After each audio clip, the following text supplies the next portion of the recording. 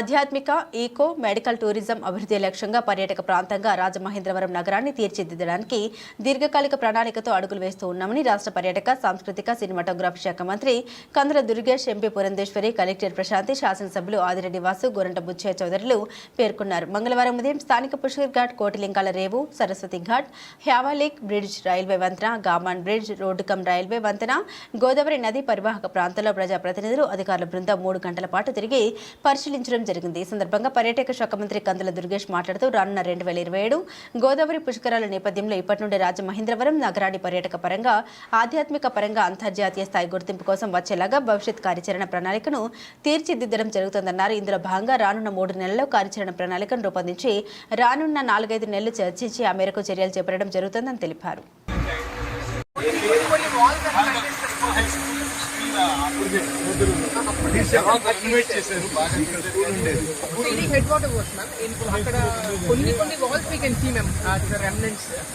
ఇప్పుడు ఏంటంటే మన రివర్ ఫ్రంట్ మనం ఈ పుష్కర్ ఘాట్ నుంచి ఇక్కడ ఒక బ్రిడ్జ్ వస్తుంది.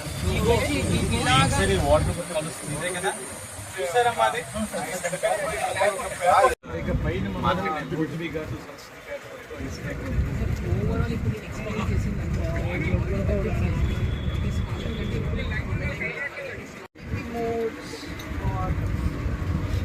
private development. Is there any thought that is gone? Yes, I'll explain. If we see, we have studied Sabarmati, what they have done is development of secure spaces.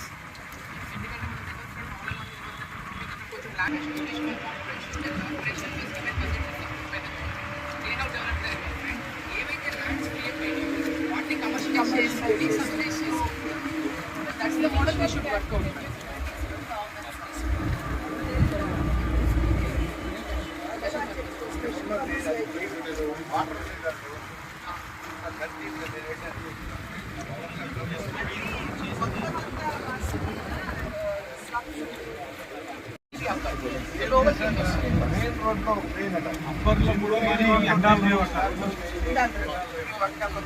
ఇది పెండాల్ rave అమ్మా. ఇది మనకు ఇప్పుడు చేసే అది వేణుగోపాల్ అప్పర్ ప్రామినెంట్ కూడా వాళ్ళకి ఏం డిస్టర్బెన్స్ అవ్వట్లేదు. పెండాల్ రేవ్ లోని ఎక్కడ కూడా వాళ్ళకి ఏం డిస్టర్బెన్స్ లేదు. అప్పర్ ప్రామినెంట్ కూడా ఇదే పెండాల్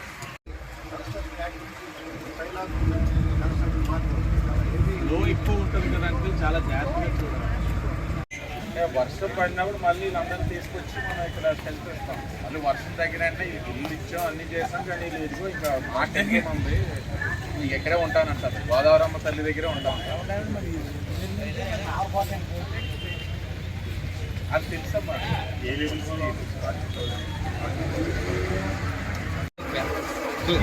అందు boat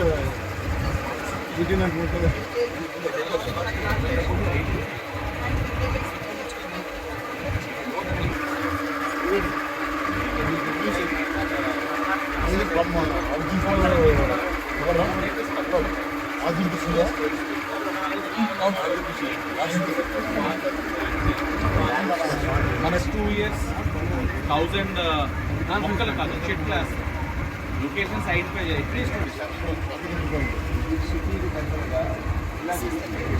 This is the heart of the they have Britishers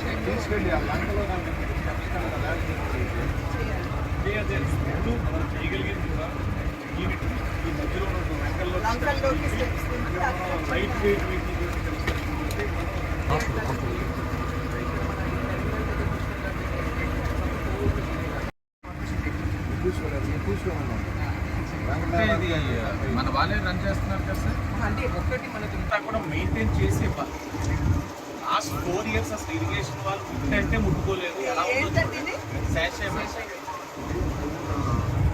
ఎంత దారుణంగా ఉంటుందండి. ఏకేసీ కాలేదు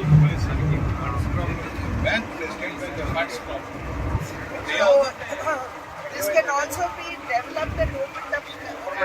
One of the biggest problems we get there is the riverfront. It is exactly we learn to understand how to develop the problem. That is exactly. గత 3 పుష్కరాల్లో పరిమిత వనరుల్లో గోదావరి తీరాన్ని మనం అభివృద్ధి చేసుకోగలిగాం. ఇవాళ టెంపుల్ టూరిజం పెరుగుతూ ఉంది, యాత్రికులు పెరుగుతూ ఉన్నారు. దాని ఆధారంగా రాబోయే పుష్కరాలు 27లో వచ్చే పుష్కరాలను ఆధారంగా చేసుకుని నగరాన్ని అభివృద్ధి చేసుకునే కార్యక్రమంలో భాగంగా ఇవాళ టూరిజం చేస్తాం. గోదావరి అనేది ప్రకృతి ప్రసాదించిన వరం. ఆ ప్రాంతాన్ని అంతా చక్కగా తీర్చిదిద్దుకోవడం, కాలుష్య నివారణ లేకుండా చేసుకునే కార్యక్రమం. ఇవాళ 2 ప్రాజెక్టులు, ఒకటి గోదావరి కాలుష్య నివారణ పథకం కింద డ్రైనేజ్ వ్యవస్థను మెరుగుపరచడం, అలాగే టెంపుల్ టూరిజం గోదావరి ప్రక్షాళన పేరుతోటి ఈ గోదావరి తీరం అంతా కూడా కొత్త ఘాట్స్ అన్ని నిర్మాణం చేసుకుంటూ అభివృద్ధి చేసుకునే కార్యక్రమం. మనకి పుష్కరాలు అనేది ఒక వేదికగా, ఒక అవకాశంగా మలుచుకొని నగరాన్ని అభివృద్ధి చేసుకోవాలి. నగరం ఇంకా విశాలంగా పెరుగుతూ ఉంది. విశాలమైన రహదారులు రావాలి, ట్రాఫిక్ కంజక్షన్ లేకుండా చూసుకోవాల్సిన అవసరం ఉంది. పొందినటువంటి మన గోదావరి ఇక్కడ అఖండ గోదావరిగా ఉంది.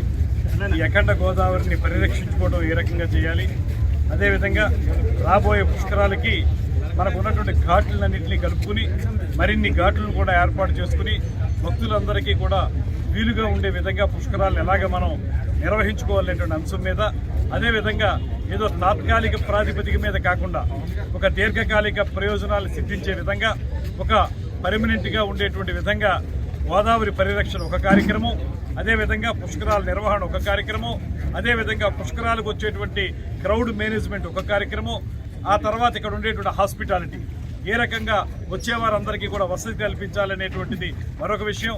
ఇలా చూసుకుంటే అన్ని దీనికి సమకూరేటువంటి విధంగా ఒక దీర్ఘకాలిక ప్రణాళిక తయారు చేయడానికి వీలుగా ఇవాళ ఈ పుష్కరాల వరకు మాత్రమే పరిమితం కాకుండా పర్యాటకం కూడా అభివృద్ధి చెందే విధంగా ఒక దీర్ఘకాలిక ప్రణాళిక తయారు చేయడానికి ఇవాళ ఘాట్లన్నింటినీ కూడా సందర్శించడం జరిగింది. కేంద్ర మంత్రిగా ఉన్నటువంటి గతంలో ఉన్నటువంటి శ్రీమతి పురంధేశ్వరి గారు, మా సీనియర్ ఎమ్మెల్యే బుచ్చి చౌదరి గారు, వాసు గారు, నేను అందరం కలిసి ఈ కార్యక్రమాలన్నింటినీ పర్యవేక్షించాం. దాంతోపాటు పర్యాటకానికి పెద్దపీట వేసేలాగా ఇక్కడ అనేక రకాలైనటువంటి సౌకర్యాలు ఉన్నాయి కనుక ఒక పక్కన గోదావరి ప్రాంతం, మరో పక్కన ఎకో టూరిజం, మరో పక్కన పిలిగ్రిమేజ్ వచ్చేటువంటి ఈ ఏదైతే టెంపుల్ టూరిజం ఉందో అది, అదేవిధంగా హెల్త్ టూరిజం అన్నింటినీ కలుపుకుని ఒక కాంప్రహెన్సివ్ టూరిజం పాలసీని తయారు చేసుకుని ఈ ప్రాంతాన్ని ప్రపంచ పర్యాటకులు ఆకర్షించే విధంగా తయారు చేయడానికి వీలుగా పుష్కరాలని ఒక అవకాశంగా తీసుకుని పనిచేయాలనేటువంటి ఆలోచన మేము చేయడం జరిగింది. దాంట్లో భాగంగానే ఈ టూర్ జరిగింది. ఇది కేవలం తొలి పర్యటన మాత్రమే, ఒక ప్రిలిమినరీ డిస్కషన్స్ మాత్రమే జరిగాయి. రాబోయే రోజుల్లో ఒక యాక్షన్ ప్లాన్ తయారు చేసుకుని ఫేజ్డ్ మేనర్లో అన్ని తయారు చేసుకుని 2027 పుష్కరాల నాటికి ఈ ప్రాంతాన్ని అంతటినీ కూడా సుందరంగా తయారు చేయడం మాత్రమే కాకుండా అన్ని రంగాల్లోనూ కూడా ముందుకు వెళ్లే విధంగా చేయాలనేటువంటి ఆలోచనకి శ్రీకారం ఇవాళ చుట్టడం జరిగింది. దాని ప్రకారం మేము అందరూ కూడా పాల్గొన్నాం.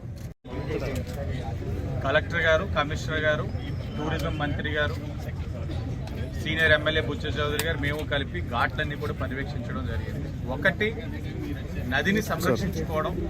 2, ఘాట్స్ ఉన్న ఘాట్స్ని ఏ విధంగా ఫేస్ లిఫ్ట్ ఇవ్వడం, వస్తున్న ప్రజలకు ఏ విధంగా అసౌకర్యం కలగకుండా నగరాన్ని ఏ విధంగా 2027 పుష్కరాలకి ప్రిపేర్డ్గా ఉంచడం అన్న దాని మీద డిస్కస్ చేయడం జరిగింది. ఒక మాస్టర్ ప్లాన్తో రాబోయే 3 నెలల్లో ఒక ట్రాఫిక్ పరంగా ఏంటి, ఒక హాస్పిటాలిటీ పరంగా ఏంటి, నగరంలోని ఒక పుష్కరాలు చేయడం అంటే ఏదో ఘాట్లని మనం అంతా కూడా ఏదో సరిచేసేసి వచ్చిన భక్తులు స్నానం చేసి వెళ్ళిపోవడం కాదు. ఒక ప్రాపర్ అసెట్ క్రియేట్ చేయాలి. లాంగ్ రన్లో ఇవన్నీ కూడా రాజమండ్రికి ఇలాంటి ఏ కార్యక్రమం జరిగినా కూడా ఇబ్బంది కలగకుండా ఉండే కార్యక్రమం చేయాలన్నది ఆలోచన.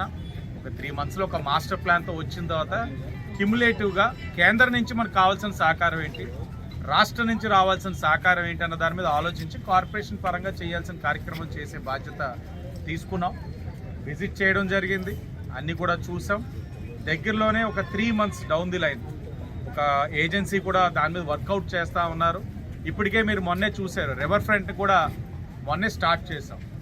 టోటల్ ప్రాజెక్ట్లోనే ఒక స్ట్రెచ్ రివర్ ఫ్రంట్ని మొన్నే శ్రీకారం చుట్టి పివి నరసింహరావు పార్క్ నుంచి మార్కండేయ ఘాట్ వరకు కూడా రివర్ ఫ్రంట్ అంటే అప్పర్ ప్రామినేట్, లోవర్ ప్రామినేట్కి ఇంకా టెక్నికల్ ఇష్యూస్ ఉన్నాయి కాబట్టి అప్పర్ ప్రామినేట్ని స్టార్ట్ చేయబోతా ఉన్నాం. దీనికి కంటిన్యూషన్ టోటల్ రివర్ ఫ్రంట్ చేయాలంటే సుమారు 1050 కోట్లు కావాలి. కేంద్ర ప్రభుత్వం నుంచి ఏ విధంగా మ్యాచింగ్ తేవాలి ఫండ్స్, వీటన్నిటి మీద కూడా చర్చించాం. ఏదేమైనా 2027 పుష్కరాలైనా ఇప్పటి నుంచే ప్రిపేర్డ్గా ఉన్నాం. ఏ విధమైన ఇబ్బందులు కలగకుండా వచ్చిన వారు భక్తి శ్రద్ధలతోటి స్నానం చేసిన తర్వాత అసౌకర్యం కలగకుండా ఏం చేయాలనే దాని మీద ఒక ప్రీ ప్లాన్డ్ యాక్షన్ ప్లాన్ తోటి వెళ్తా ఉన్నామని తెలియజేస్తాం. ఇవాళ సోదరులు దుర్గేష్ గారు పర్యాటక మంత్రిగా ఉన్నటువంటి సందర్భంలో వారితోటి, అదేవిధంగా స్థానికంగా ఉన్నటువంటి ఎమ్మెల్యేస్ వాసు గారు, ఆదిరెడ్డి వాసు గారు కావచ్చు, అదేవిధంగా పెద్దలు బుచ్చే చౌదరి గారు కావచ్చు, వారితో పాటుగా కమిషనర్ గారు, కలెక్టర్ గారు, మేమందరం కూడా ఇవాళ రాబోయే పుష్కరాలు అంటే 2027కి మనం అందరం కూడా పుష్కరాలు మనకి వస్తాయి, గోదావరి పుష్కరాలు కనుక ఆ సమయానికల్లా మనం ఏ విధంగా ఈ ఘాట్లని మనం డెవలప్ చేసుకోవాలి, అదేవిధంగా రాజమహేంద్రవరం ఏదైతే ఒక ఆధ్యాత్మిక చారిత్రక కేంద్రంగా ఉందో దాన్ని ఏ విధంగా మనం డెవలప్ చేసుకోవాలి అనేటువంటి విషయాల మీద ఇవాళ ఒక సమగ్రమైనటువంటి ప్రిలిమినరీ చర్చ ఇవాళ ఒక ప్రిలిమినరీ చర్చ ఇవాళ జరిగింది.